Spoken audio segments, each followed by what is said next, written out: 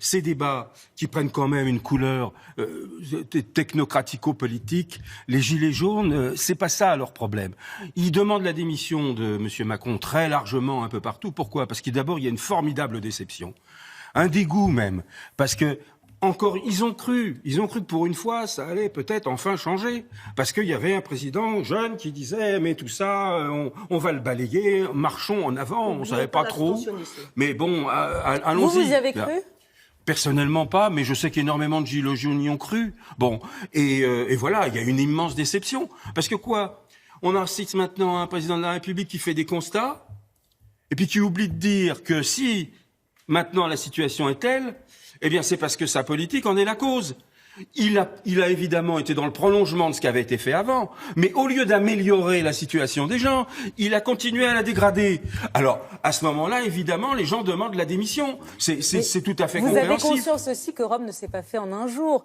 Ça fait 1 an et demi qu'il est au pouvoir. Ça oui, peut... Non, mais tout à fait. Mais quand on gagne 1 188 € par mois, c'est le salaire minimum. On est bien d'accord, c'est le SMIC. Bien. Excusez-moi, mais on n'a pas le temps d'attendre. Parce que précisément, la vie est si chère, parce que les dépenses contraintes sont si importantes, qu'on n'a pas le temps d'attendre. On n'a pas le temps d'attendre 3 ans et demi. Nous vivons une situation de détresse sociale exceptionnelle dans ce pays. Exceptionnel. Parce que nous sommes un grand pays. Qui ne date pas, quoi qu'on pense d'Emmanuel Macron et du gouvernement, ça ne date pas ni d'hier, ni d'il y a 1 an. Je viens de le dire. Mais la question, c'est que la trajectoire continue. La trajectoire de déclin, la trajectoire de recul social, elle s'amplifie au lieu de se résorber progressivement. Et donc, nécessairement, il y a un moment où ça craque. Et les gilets jaunes, ils disent, voilà, on a besoin de pouvoir d'achat. Et le pouvoir d'achat, c'est pas un truc abstrait. Ça veut dire tout simplement, effectivement, pouvoir finir son mois, pouvoir vivre dignement, payer des choses à ses enfants, vivre quoi. Alors, parce que c'est plus possible. Premier point, ça fait des décennies qu'on explique aux Français qu'ils doivent accepter un système qui empêche de taxer les multinationales, qui creuse les écarts de revenus, et ils doivent l'accepter. Alors il y a eu à cause de l'ouverture. Bon, si on était contre la mondialisation, c'est qu'on était raciste, on n'était pas pour l'ouverture.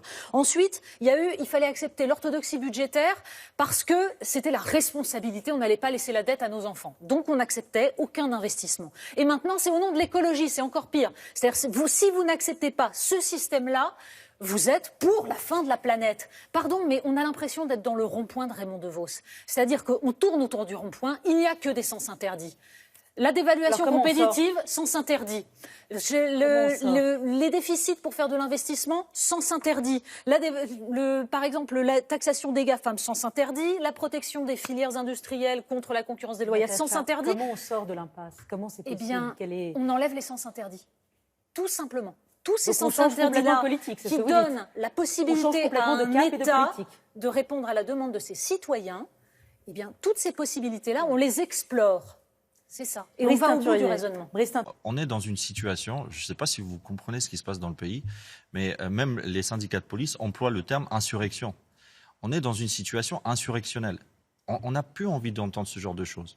Moi, aujourd'hui, vous n'allez pas me convaincre sur votre politique. Moi, aujourd'hui, je suis venu ici dire juste 2 choses. Le problème réel aujourd'hui, c'est que on est parti évidemment sur l'augmentation des taxes sur les carburants.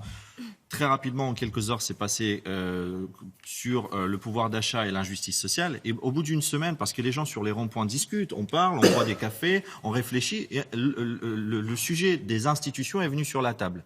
Et en réalité, on s'est rendu compte, plus le temps passé, que le vrai sujet, en fait, c'est le sujet des institutions. Pourquoi je dis ça ? Parce que, vous savez, à partir du moment où pendant 40 ans, on a laissé un certain nombre de professionnels de la politique gouverner ce pays, et on voit aujourd'hui les résultats, je prends juste, excusez-moi, l'exemple des péages et des autoroutes. Les gens ne sont pas stupides. Ils lisent quelque chose et on leur explique qu'on vend quelque chose qui est un actif, à 14,8 milliards, qui apporte de l'argent tous les ans, qui apporte 2 milliards chaque année. On continue, à travers les collectivités territoriales, payer quelque chose. Les péages augmentent. Excusez-moi, je finis juste là-dessus. Ça veut dire qu'aujourd'hui, on est dans une situation où le peuple se dit finalement, mais pourquoi on doit laisser, que ce soit des partis politiques, que ce soit des syndicats, que ce soit d'autres personnes, diriger cela sans qu'il y ait des respirations démocratiques. Parce qu'on ne peut plus, une fois... Justement, on ne peut pas, je reviens là-dessus, on ne peut pas, je sais, parce qu'à chaque chaque fois on me répond ça en face. On ne peut pas tous les 5 ans élire quelqu'un, lui donner un blanc-seing sans avoir des respirations démocratiques. Nous pensons qu'à travers des initiatives populaires, que ce soit le référendum, que ce soit la coécriture, que comment dirais-je, co-construction de la loi avec les citoyens. Voilà, avec les citoyens. C'est ce que les députés font avec leurs électeurs dans leur circonscription. Non, que nous, on puisse avoir la décision. Parce que là, actuellement, vous venez nous voir, vous écoutez ce qu'on a entendu parler, vous allez vous votez ce que votre parti vous dit de voter. Je vais parler en historien, mais d'abord, je voudrais dire un petit mot de citoyen, un peu dans la ligne de ce que disait Ruffin. Bien entendu, je suis à 125% ou plus avec les Gilets jaunes, pas simplement par sentiment de nécessaire justice sociale, puisque moi j'appartiens au milieu privilégié, mais parce qu'ils m'ont rendu ma fierté d'être français. Quelque chose comme ce qui vient de se passer, il n'y a que la France qui puisse produire ça. C'est-à-dire faire face au pouvoir de façon complètement désorganisée ou organisée aussi d'une autre manière. La France est le seul pays qui peut faire ça. Irrationnel, et vous la diriez France est le seul pays où la police puisse bien se comporter. Non. Vous diriez irrationnel? Pas du tout. C'est pas du tout la force de résistance. Maintenant, ça c'était le couplet citoyen. Maintenant, je vais devenir un historien froid et sinistre. Est-ce qu'on a déjà vu un mouvement comme celui-là? Comment? Est-ce qu'on a déjà vu un mouvement comme celui-là? Mais moi, j'en ai vu dans d'autres secteurs de la population. Je vais pas faire le vieux de la table, mais j'ai vu mai 68, j'ai vu des choses comme ça. Est-ce que c'est comparable? Dans la forme à la fois spontanée et organisée, c'est typique de la culture française. Et la France est le seul pays qui puisse produire ce genre de choses. Mais je voudrais parler, en fait, là, maintenant, reparler en tant qu'historien, du phénomène de la violence. Parce que je trouve que la façon dont on parle de la violence est un peu léger et, je dirais, dans l'émotion. Donc, bien entendu, on déteste tous la violence. Et je veux dire, moi je suis retraité, donc plus on vieillit, plus on est contre la violence, plus on connaît le prix de la vie et ces choses-là. Mais l'analyse qui est faite des phénomènes de violence dans les médias que je suis est tout à fait insuffisante, elle est tout à fait dans l'instant. Il y a une histoire de la violence, je dirais, sous le quinquennat d'Emmanuel Macron. Il est parti, je m'explique, je vais vous faire la séquence. Non, parce que là, j'ai l'impression que vous êtes en train de légitimer la violence. Alors là, vous vous placez tout de suite, j'ai déjà entendu ça, j'ai vu... non, mais je m'interroge, parce que vous dites qu'il faut remettre en perspective la violence. C'est-à-dire, vous êtes en train de me dire que faire de l'analyse historique, c'est prendre parti... Non, vous allez voir, je vais dénoncer la violence d'une autre manière. Oui. Alors d'abord, il faut partir d'un pays dont la société est extrêmement violente. C'est une société qui accepte de vivre avec un taux de chômage de 10%, où les gouvernements se succèdent sans jamais trouver de solution. On a eu un petit moment de paix avec Macron, c'est la phase que j'appelle le macro-jeunisme, si on peut dire, où on attendait des choses extraordinaires de son arrivée au pouvoir et où les choses semblaient bien se passer.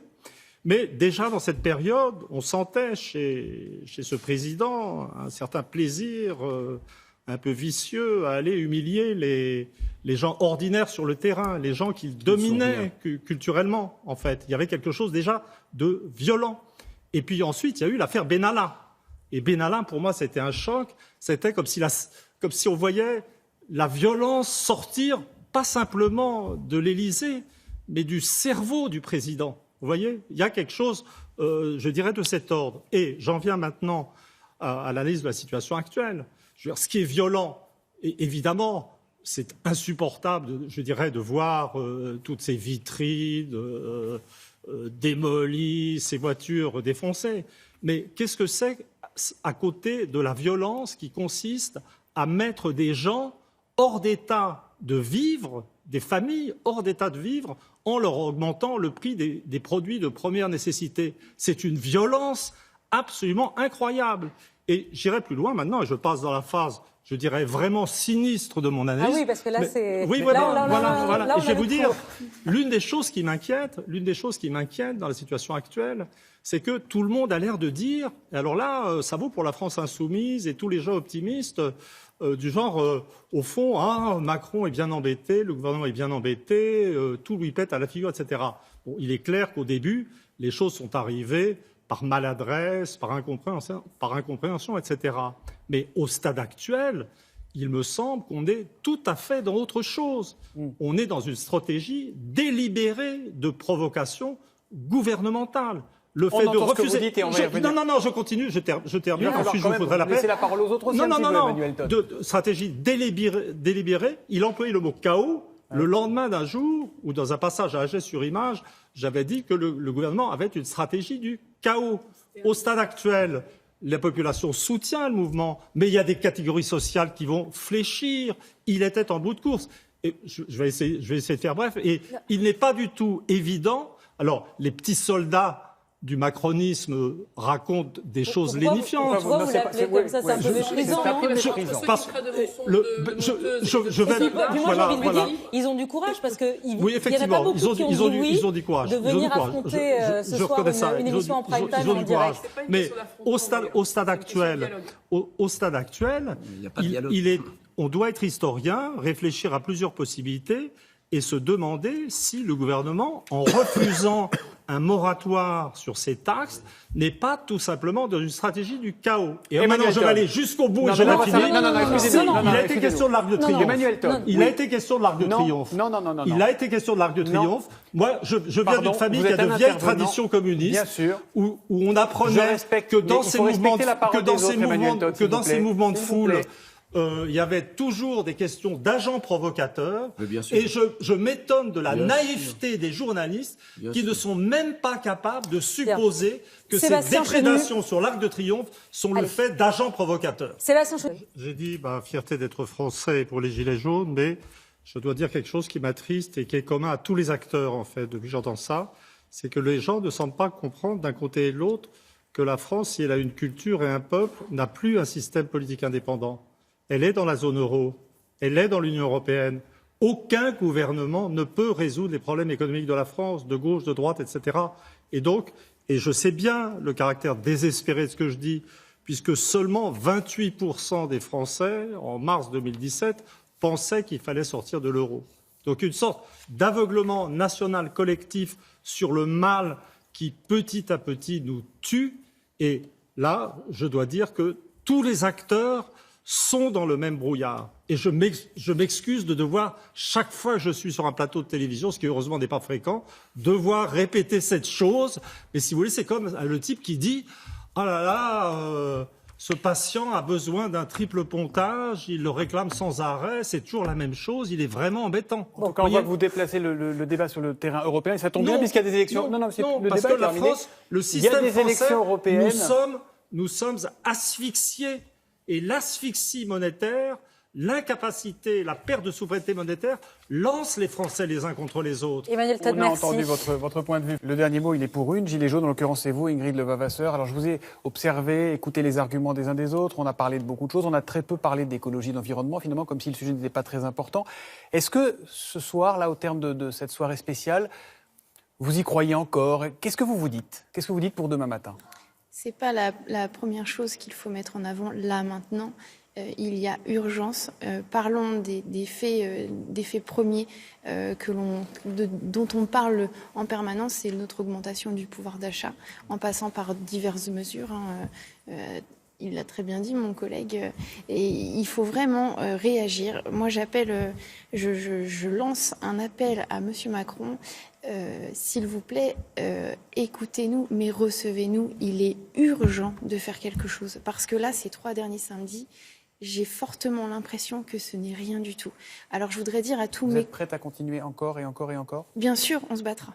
Bien sûr, on va se battre et jusqu'au bout, parce que finalement, en tant que citoyenne, je souffre, mais je souffrais il y a 7 mois. Et si je lâche, si je ne me bats pas pour tous ceux qui m'entourent et tous ceux qui souffrent et tous ceux qui m'envoient des messages de souffrance, et ils sont tous dans la même situation que moi, et je voudrais ne pas lâcher, d'abord parce que je me suis engagée, mais je voudrais ne pas lâcher pour tous ceux qui m'envoient des mails et qui croient au fait que je peux apporter quelque chose juste en parlant pour eux, pour tous ceux qui souffrent, les invalides, les femmes seules, les chômeurs, les travailleurs pauvres. Tous ces gens-là, je voudrais leur dire à quel point, tous ceux qui sont dans la rue aujourd'hui, tous ceux qui portent le gilet et tous ceux qui souffrent réellement de leurs conditions de vie, je voudrais leur dire à quel point ils sont forts et à quel point ils sont beaux.